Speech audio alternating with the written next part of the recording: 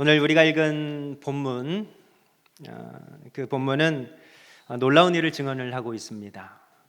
십자가에 달려 죽으셨던 예수님께서 부활하셔서 제자들, 특별히 제자였던 도마에게 찾아오신 것입니다. 사실 이 도마는 예수님께서 부활하셨다는 소식을 다른 제자를 통해서 이미 들었지만 그가 그 놀라운 소식을 듣고 첫 반응이 너희들은 부활하신 예수님을 보았다고는 하나 나는 부활하신 예수님의 못자국을 보지 않고는, 또 내가 내 손가락을 그 못자국에 넣어보지 않고는, 그리고 내 손을 그 창자국에 넣어보지 않고는 믿지 못하겠다라고 단언을 합니다. 그러니까 눈과 손으로 확인하지 않고는 예수님의 부활을 믿지 못하겠다, 이제 이렇게 말을 하고 있습니다. 손에 못자국을 볼 뿐 아니라 그것이 진짜 못자국인지 아니면 위조된 못자국인지, 또 창자국을 보고 그 창자국이 진실한 창자국인지 아니면 위조된 것인지 내 손으로 직접 확인을 해봐야 내가 그분께서 진짜 부활하신 예수님임을 믿겠다라고 그렇게 이야기를 하는 것입니다. 그래서 이제 이 도마에게 있어서 다른 제자들이 전한 예수님의 부활은 믿을 수 없는 허황된 거짓말이었습니다. 사실 이 반응은 이 도마만의 반응은 아니었습니다. 성경은 막달라 마리아 또 예수님의 제자들 한 명 한 명에게 예수님의 부활이 전해졌을 때 반응을 증언을 하고 있는데, 그 누구도 예수님께서 부활하셨다는 소식을 듣고 처음부터 믿었다, 이제 이렇게 이야기하는 사람이 없었습니다. 심지어는 주님께서 실제로 나타나셔서 보이고 계심에도 불구하고 그들은 예수님께서 부활하실 것이라는 사실을 상상조차 할 수 없었기 때문에 예수님을 보고도 누구신지를 알아보지 못했습니다. 부활하신 예수님께서 첫 번째로 만나주신 이 막달라 마리아는 예수님께서 죽은 지 사흘째 되는 날, 그러니까 안식일이 끝난 다음 날 새벽에 예수님의 돌무덤으로 갔습니다.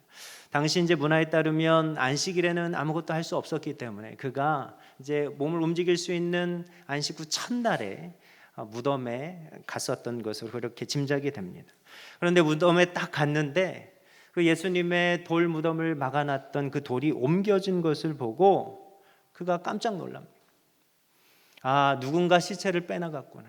그래서 그는 자기가 예수님의 시신을 이제 지키지 못했다는 그런 마음 때문에, 또 그 죄책감과 슬픔이 있었기 때문에 예수님의 무덤 앞에서 제자들을 찾아가고 이제 제자들을 함께 데리고 와서 예수님의 시체를 막 찾기 시작합니다.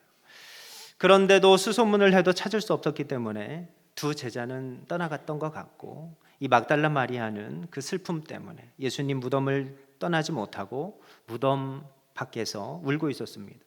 근데 놀랍게도 그때 부활하신 예수님께서 막달라 마리아를 찾아오셨습니다. 예수님의 말씀입니다. 여인이여 어찌하여 울고 누구를 찾고 있느냐. 그때 막달라 마리아는 예수님께서 부활하신 것을 상상조차 할 수 없었기 때문에, 기대를 할 수 없었기 때문에 부활하신 주님을 보고도 알아보지 못하고 그를 동산지기인 줄로 착각을 하고 이런 말을 합니다. 만약 동산지기인 당신이 예수님의 시체를 옮겼다면 저에게 말씀을 해주시기 바랍니다. 제가 가지러 가겠습니다. 근데 주님께서 그 말을 듣고 마리아야 이렇게 부르십니다. 그러니까 이 예수님의 음성을 아는 마리아는 자동 반사처럼 선생님 하고 이렇게 부릅니다. 그리고 마리아는 그때 눈이 뜨여 부활의 주님을 보게 되었고, 그는 곧 눈물을 멈추고 기쁨으로 부활하신 예수님을 제자들에게 알리러 떠나게 됩니다.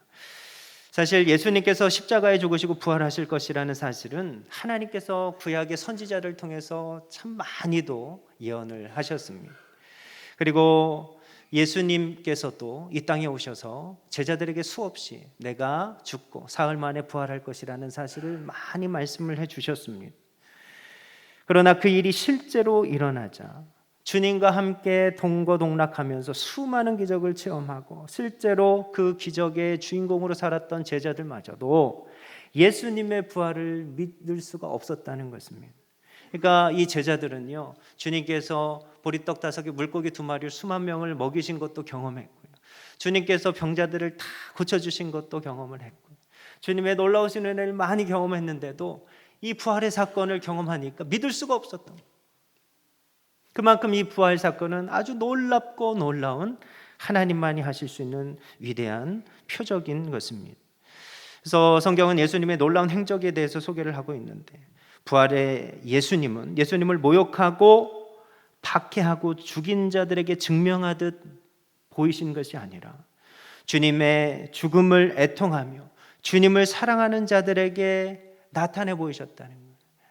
그러니까 우리 주님께서 자신을 박해하고 모욕하고 침뱉고 어려울 때 모욕하면서 당신이 만약 정말 하나님의 아들이고 그리스도이면 당신부터 구원해라, 이렇게 모욕하며 이렇게 하나님의 아들이신 것을 부인하는 이들에게 증명하듯 부활의 사건, 부활의 주님으로 나타나 보이신 것이 아니라 예수님께서는 그를 사랑하시고 그를 기다리시고 예수님을 정말로 애타게 찾는 이들에게 나타나 보여주셔서 부활의 주님을 나타내 보여주신 것입니다.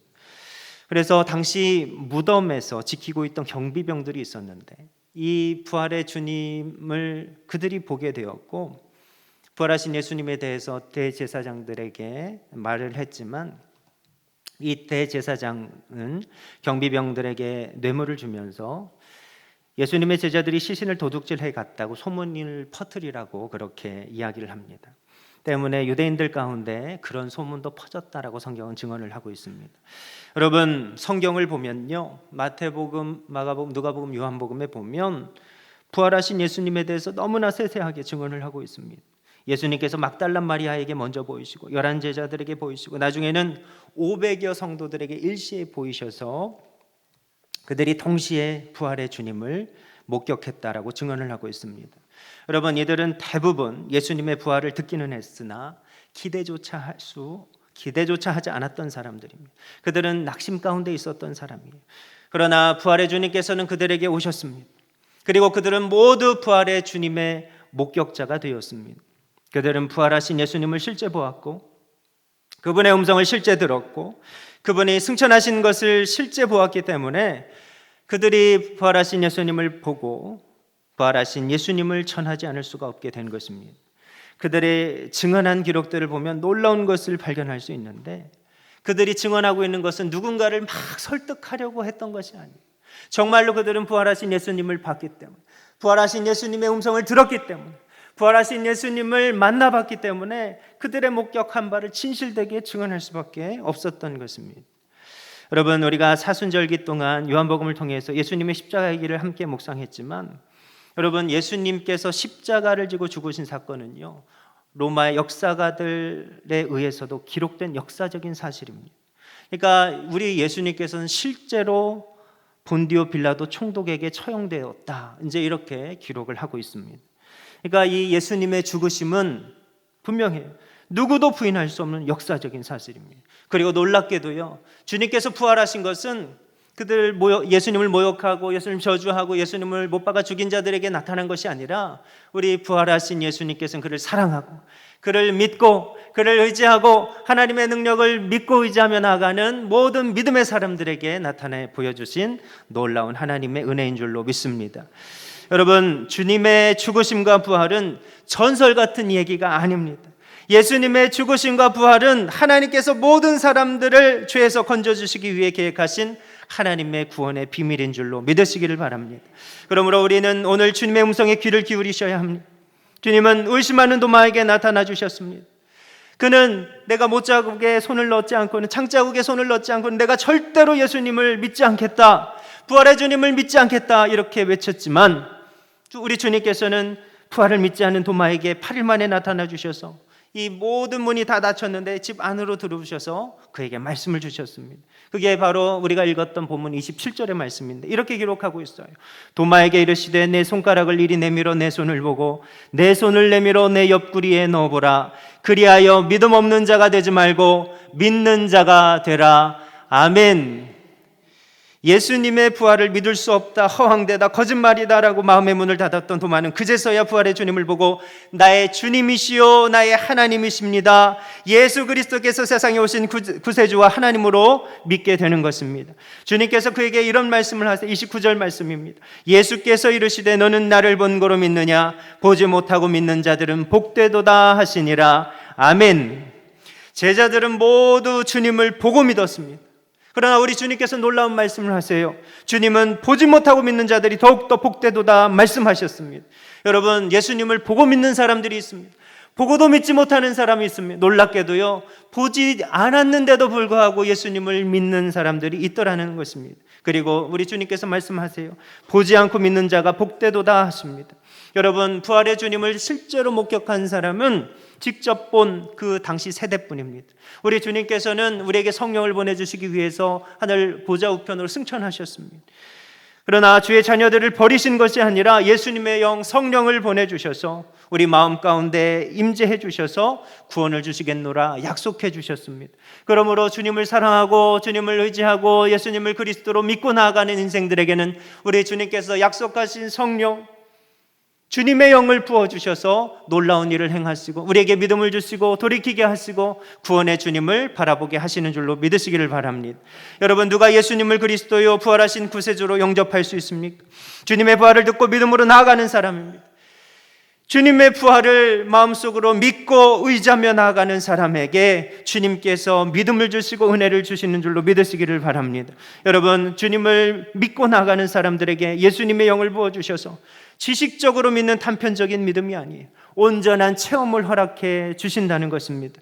여러분, 그런 인생은 주님의 부활을 실제 보지도 않고 확실히 믿게 되며 주님께서는 그를 복되도다 하시는 것입니다. 여러분, 우리는 부활의 주님을 본 제자들의 증언을 기억해야 됩니다. 그들은 모두 부활의 주님을 만나고 그 부활의 주님을 증언하기 위해 생명을 들었습니다.